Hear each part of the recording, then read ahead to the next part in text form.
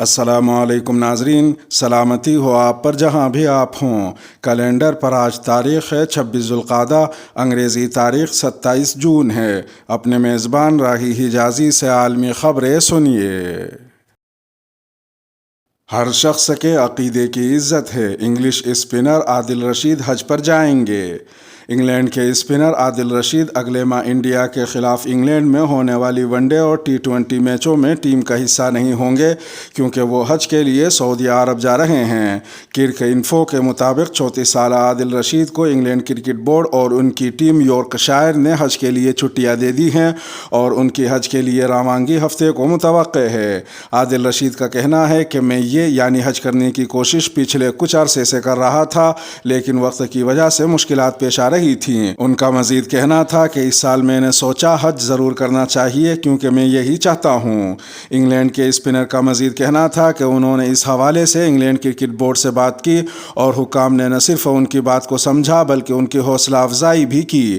حج کے متعلق بات کرتے ہوئے ان کا کہنا تھا کہ یہ میرے لیے ایک بڑا لمحہ ہے، یہ میرے ایمان اور میرے لیے ایک بڑا موقع ہے۔ انہوں نے انگلینڈ ٹیم کے کپتان ایان مورگن کی تعریف کرتے ہوئے کہا کہ انہوں نے ٹیم میں مسلمان کھلاڑیوں بشمول معین علی اور ثاقب محمود کے لیے اچھا ماحول بنایا ہوا ہے۔ ڈریسنگ روم میں ہر شخص ہمارے مذہب اور عقیدے کی عزت کرتا ہے اور اب میری اور معین علی کی موجودگی کے سبب وہ اسے سمجھنے بھی لگے ہیں۔ واضح رہے کہ انگلینڈ اور انڈیا کے درمیان سیریز 7 جولائی سے 17 جولائی تک جاری رہے گی، جس میں 3 ٹی20 اور 3 ون ڈے میچز کھیلے جائیں گے۔ تکمیلی تلبینہ طاقت، صحت اور شفا کے لیے سنت اور طب نبوی کا بہترین نسخہ۔ ابھی آرڈر کریں، کم پیسے میں ہمارے ساتھ بزنس شروع کریں۔ بھارت بھر سے ڈسٹریبیوٹر اور ہول سیلر بننے کے لیے ابھی کال کریں 9579591975۔ Takmeeli food products private limited, Malegaon, India. خوفناک زلزلہ، طالبان کے اثاثے بحالی کے مطالبے پر عالمی قوتوں کی خاموشی۔ طالبان نے ملک میں آنے والے خوفناک زلزلے میں 1000 سے زائد افراد کے جانوں کے ضیاع پر افسوس کا اظہار کرتے ہوئے قدرتی آفات اور کسی ناگہانی واقعے کا مقابلہ کرنے کے لیے عالمی قوتوں سے افغانستان کے منجمد فنڈز جاری کرنے کا مطالبہ کیا ہے۔ عالمی خبر رساں ادارے کے مطابق افغانستان کے مختلف صوبوں میں آنے والے زلزلے میں جاں بحق ہونے والوں کی تعداد 1000 سے تجاوز کر گئی ہے۔ خاندان کے خاندان اجڑ گئے اور املاک تباہ ہو گئیں۔ مشینری کی کمی اور فنڈز کے فقدان کے باعث گزشتہ برس اقتدار سنبھالنے والی طالبان حکومت کو امدادی کاموں میں شدید مشکلات کا سامنا رہا۔ ہلاکتوں میں اضافے کی ایک وجہ یہ بھی رہی ہے۔ طالبان حکومت کے وزارت خارجہ کے ترجمان نے اس ہولناک تجربے کے بعد ایک بار پھر بین الاقوامی حکومتوں اور عالمی اداروں سے مطالبہ کیا ہے کہ طالبان حکومت پر عائد پابندیاں واپس لیں اور افغان مرکزی بینک کے منجمد اثاثے بحال کریں۔ دوسری جانب امریکہ سمیت مغربی ممالک نے خوفناک زلزلے سے نبرد آزما افغان عوام کی مدد کا اشارہ دیتے ہوئے کہا کہ قدرتی آفات کا مقابلہ کرنے والی عوام کی مدد کے لیے طالبان حکومت کی رضامندی کا انتظار نہیں کریں گے۔ عالمی قوتوں نے اپنے بیان کے باوجود نہ تو زلزلہ متاثرین کی بحالی میں سرگرمی دکھائی ہے اور نہ ہی افغان منجمد اثاثوں کی بحالی پر طالبان حکومت کو کوئی خاطر خواہ جواب دیا ہے۔ دوسری جنگ عظیم میں تباہ امریکی جہاز کی باقیات مل گئیں۔ دوسری جنگ عظیم کے دوران فلپائن میں سمندر برد ہو جانے والے امریکی بحریہ کے جہاز کی باقیات برآمد ہوئی ہیں۔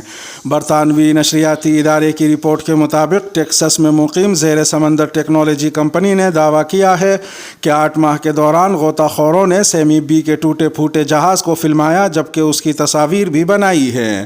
رپورٹ میں بتایا گیا ہے کہ دوسری جنگ عظیم کے دوران سیموئل بی رابرٹس نامی جہاز فلپائن کے ساحلوں میں 7000 میٹر گہرائی میں ڈوب گیا تھا۔ یہ جہاز سمر جزیرے پر 25 اکتوبر 1944 کو جاپان کی کالونی فلپائن سے لڑنے پہنچا تھا۔ سمر کی جنگ میں تباہ ہونے والے جہاز کا امریکی اور جاپانی بحریے کا آمنا سامنا ہوا، جہاں توپ کا گولہ لگنے سے کروز شپ ڈوبا۔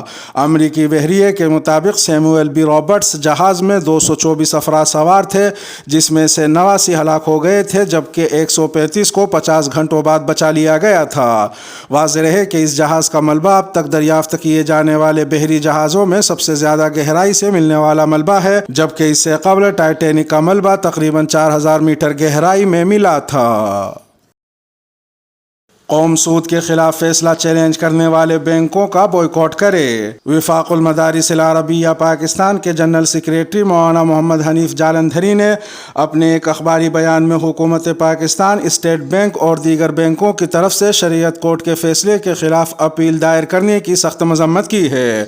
مولانا حنیف جالندھری نے اپنے بیان میں کہا کہ شریعت کورٹ کا فیصلہ سنہری موقع تھا جس سے فائدہ اٹھاتے ہوئے ملکی نظام معیشت کی سود سے تطہیر کی سنجیدگی سے کوشش کی جاتی، لیکن بدقسمتی سے اس فیصلے کے خلاف اپیل دائر کر دی گئی۔ مولانا محمد حنیف جالندھری نے مطالبہ کیا کہ فی الفور یہ اپیل واپس لی جائے اور سود سے نجات حاصل کرنے کے لیے حکمت عملی تشکیل دی جائے۔ مولانا جالندھری نے مطالبہ کیا کہ صدر وفاق المدارس العربیہ پاکستان مفتی محمد تقی عثمانی کی سربراہی میں ایک ٹاسک فورس تشکیل دی جائے جس میں زندگی کے تمام شعبوں اور طبقات کی نمائندگی ہو اور معاشی و اقتصادی ماہرین کی مہارتوں سے استفادہ کر کے ملک و قوم کو معاشی بحرانوں اور سودی نظام مالیات سے چھٹکارا دلایا جائے۔